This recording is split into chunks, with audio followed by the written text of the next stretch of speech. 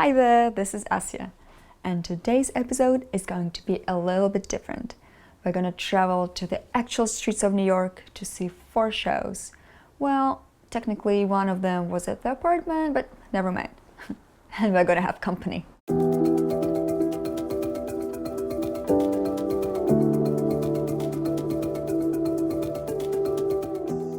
I want you to meet my friend Natasha.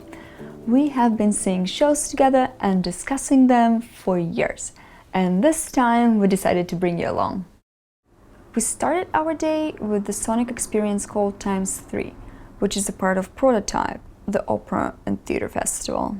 So Times3 is an opera, but at the same time it's an audio installation and it is site-specific, and you can kind of think of it as a theater show, but at the same time it's a soundtrack that you can play either in the location, Times Square, or like anywhere in the world.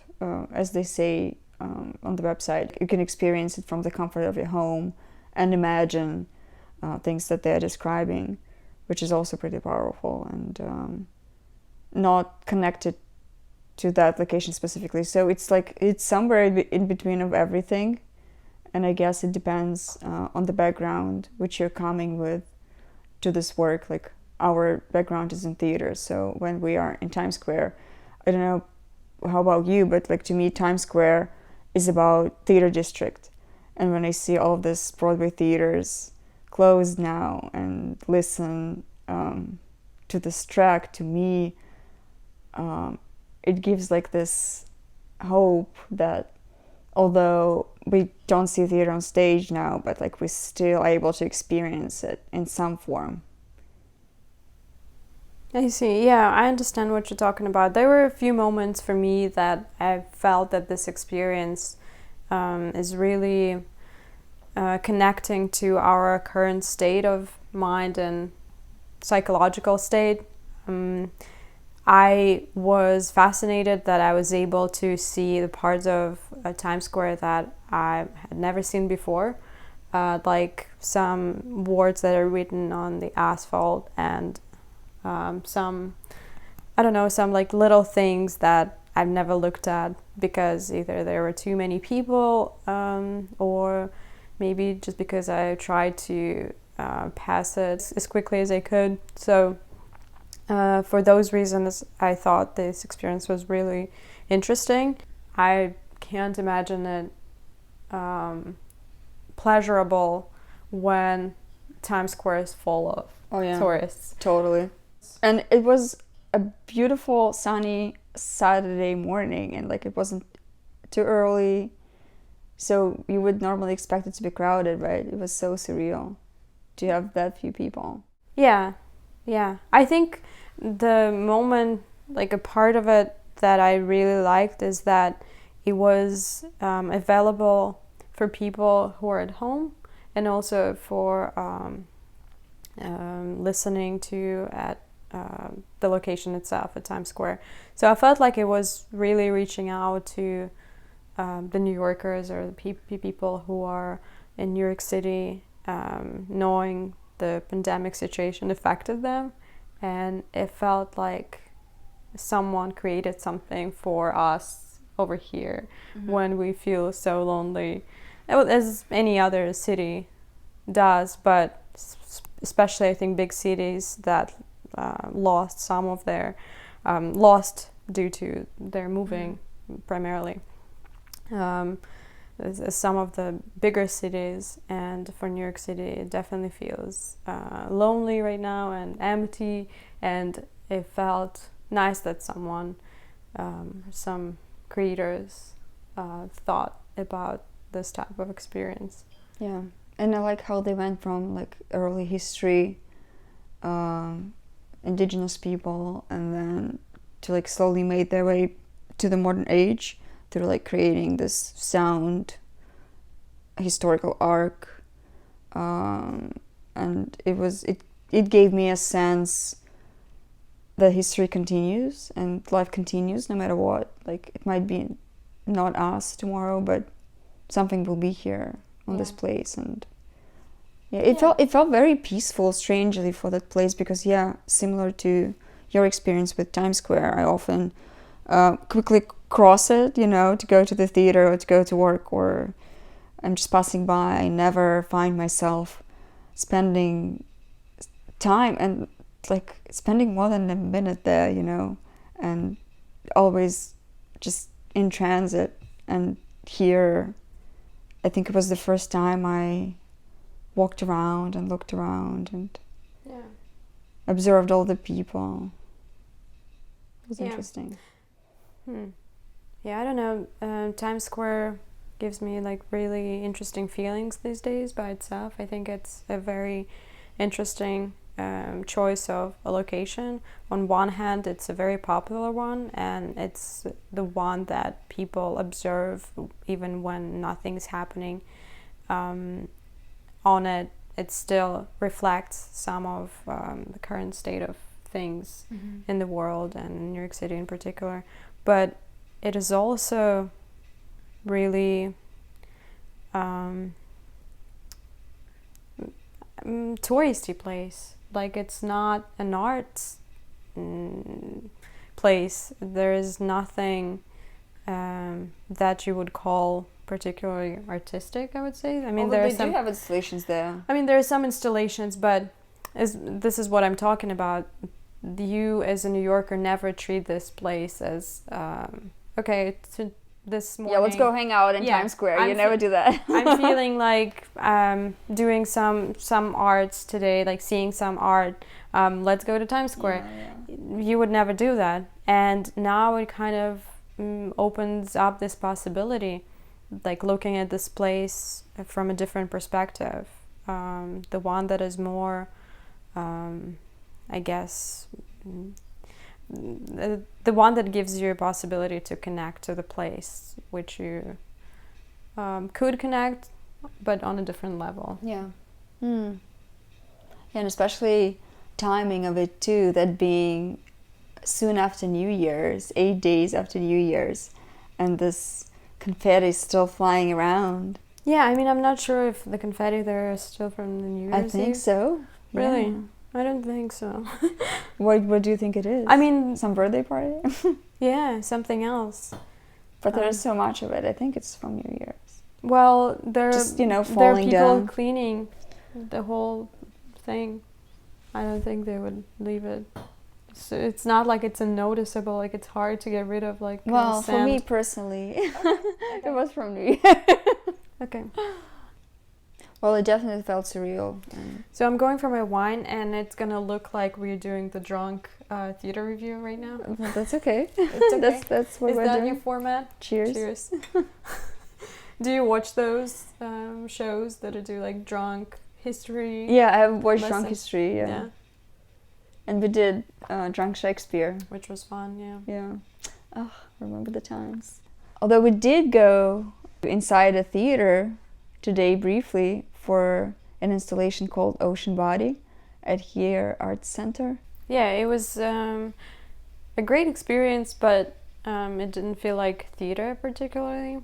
But they did call it a video installation. Yeah. I feel like in the past, the searching in theater was creating theater with elements of other art genres or with other disciplines. And right now, it is other genres and other disciplines doing pieces that have elements of theater, like an art installation taking place at a theater.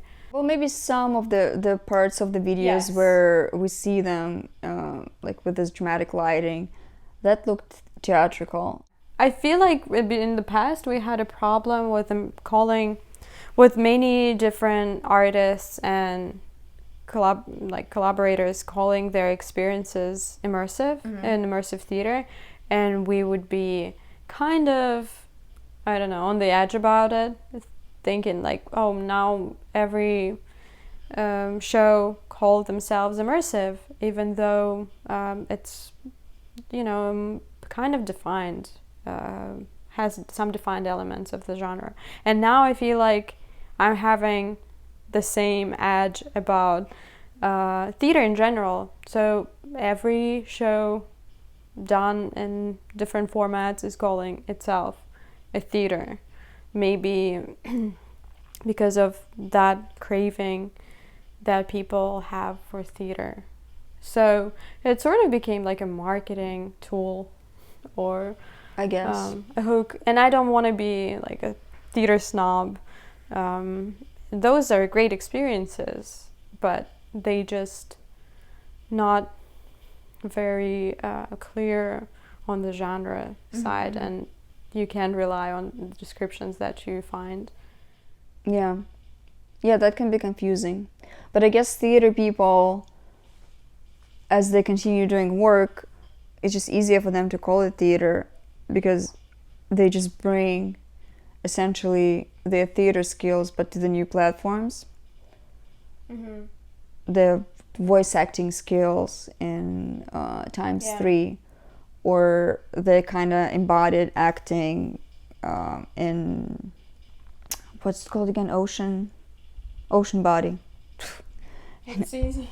in Ocean Body.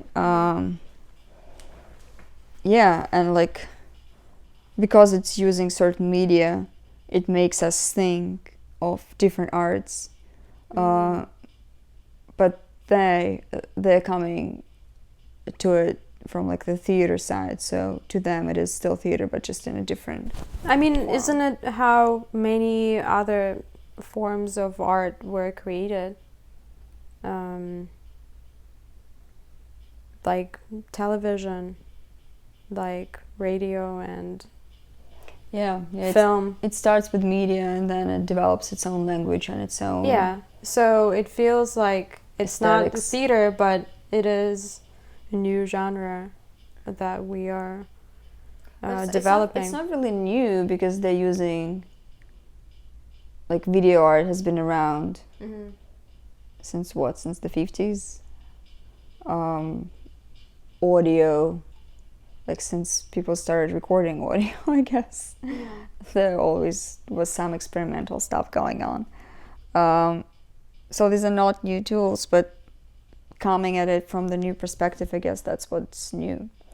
But yeah, I was gonna say that on like one hand, it feels strange because everything is so mixed up and it's difficult to curate your experience. And like if you want to watch theater or like do theater and then you subscribe to like some audio installation and it's not a theater that you used to, that might feel disorienting. But at the same time, I feel like this blurring of the boundaries between the arts can bring us to some new interesting collaborations and maybe even rethinking this whole hierarchy and whole structure of art. So yeah, I just remembered this one, I think, lecture podcast that I listened to, and it was talking about film and cinema, and it was about how the Lumiere brothers considered the inventors of the cinema, even though they were not the first ones who were using the video genre in general, but they were the first ones who placed people into one space and showed them the picture, the film on the big screen.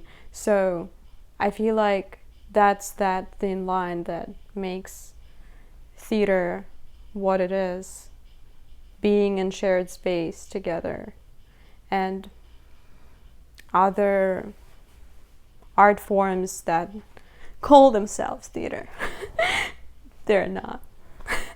yeah, but when you are together, I was thinking about it the other day, how I enjoy going to theater and like even to traditional theater because of this anonymity of shared experience, and you're there with other people, but at the same time, like nobody bothers you, you're just there by yourself and like in your own head, but sharing it with others.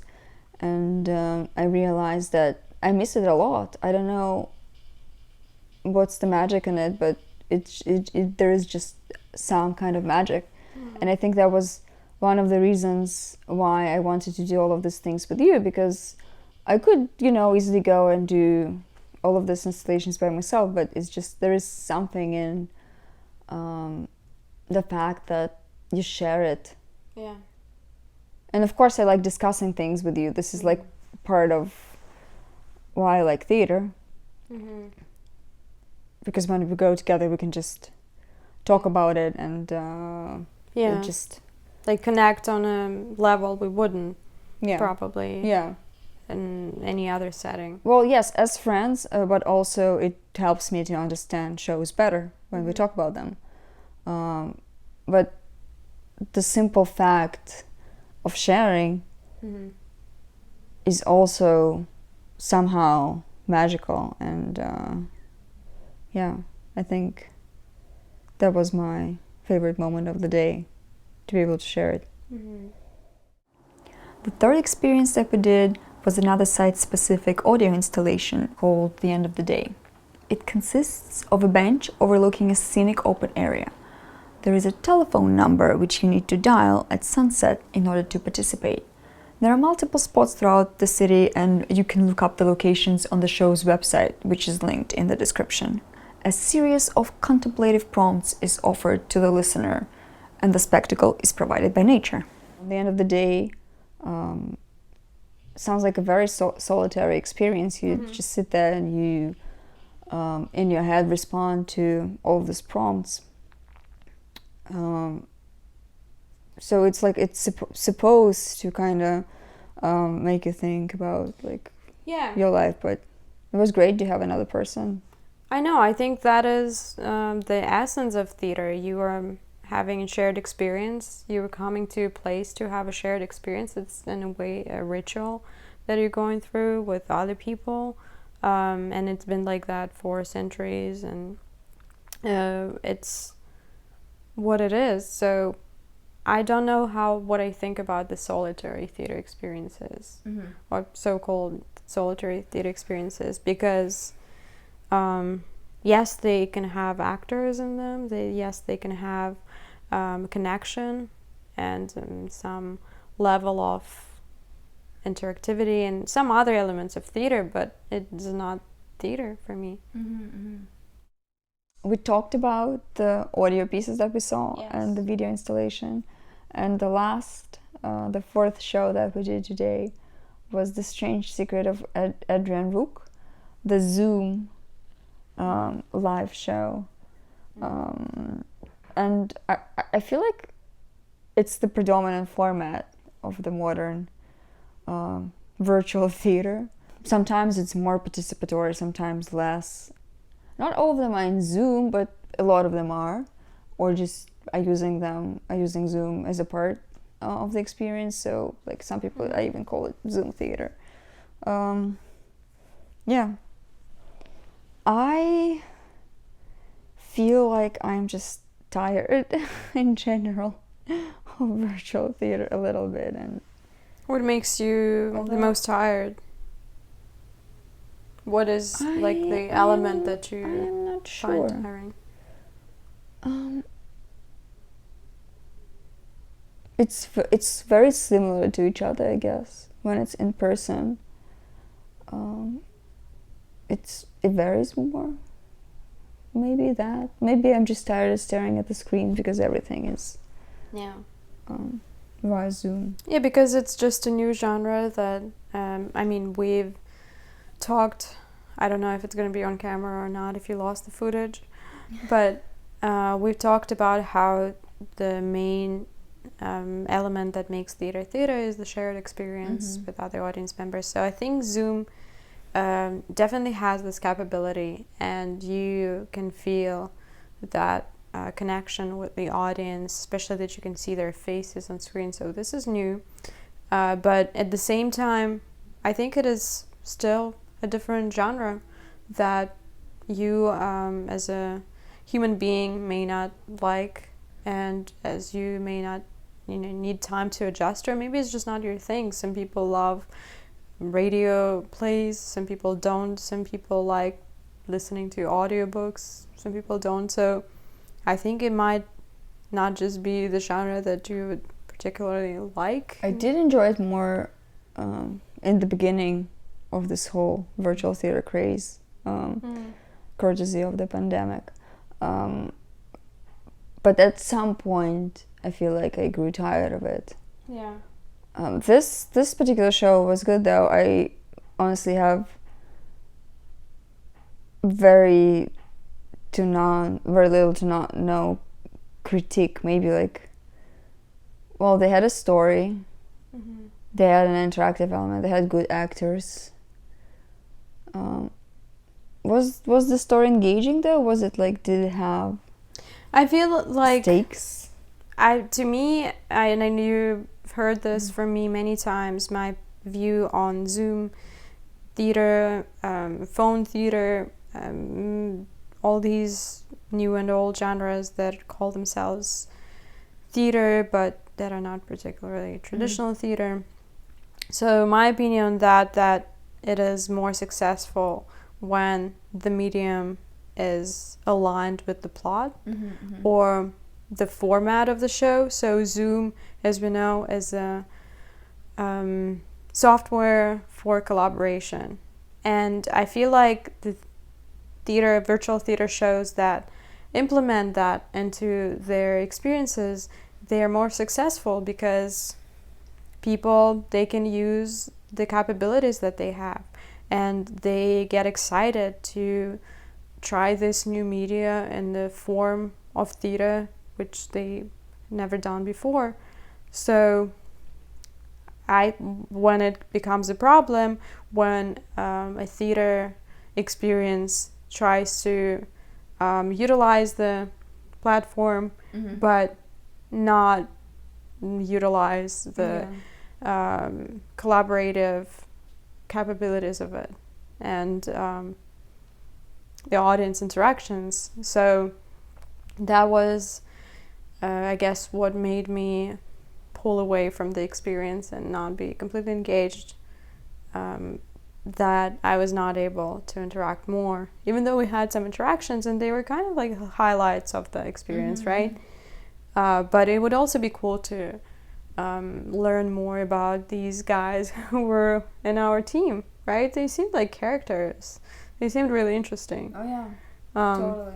Even the audience members? Yes. Yeah. I'd love to connect more with them. I'd love to connect with them through watching them, observing them, interacting with the actors. And that was just, that was not there.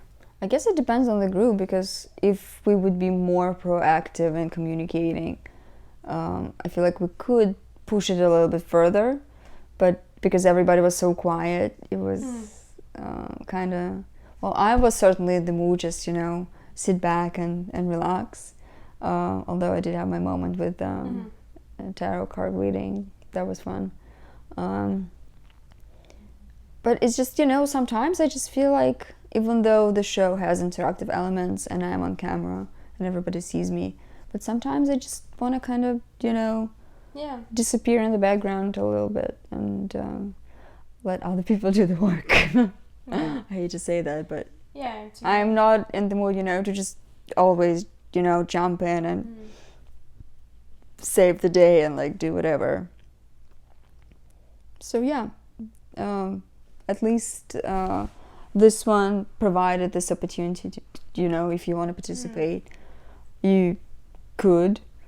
If you didn't, you could just sit there quietly. So going to theater in New York these days sure looks differently, and we can argue for hours about what constitutes theater.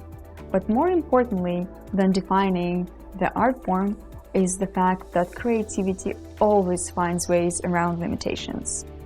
Grateful for the inspiration that arts provide, as well as friendship, which makes any hardship, including a bad show, bearable, I'm signing off.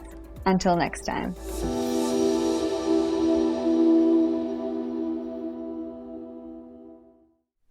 Подожди, а что надо делать? Удочку надо. Нет, нос вытягиваем. Подожди. Что-то у тебя не очень получается. Я вытягиваю. А у меня такое.